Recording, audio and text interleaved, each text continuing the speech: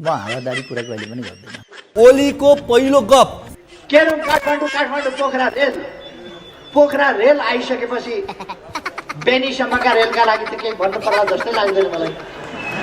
Pokhara rail आएपछि बेनी जाँदैन, बेनी जाँदा कहाँबाट जान्छ? पुष्पा हुनु परेन? पुष्पा त स्टेसनै हुन्छ।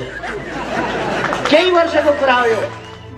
ओलीको दोस्रो गफ अब नेपाली खल्तीमा ठ्याम्मै पैसा नभएको त हुँदै हुँदैन। कमाउन पाएन भने त अलिकति भए पनि सरकारले खल्तीमा हाल्छ। ओलीको तेस्रो गफ होइन भने ७५ सालभित्र नेपालको पानी जहाजले झन्डा हालेर कसरी सामान बोकेर हिँड्छ, कसरी मान्छे बोकेर हिँड्छ हामी देखाउँछौँ। अब ओलीको चौथो गफ रेल आउँछ, पानी जहाज पनि आउँछ, टिकट काट्न पाइन्छ, काउन्टर खुल्छ, त्यसको सूचना पनि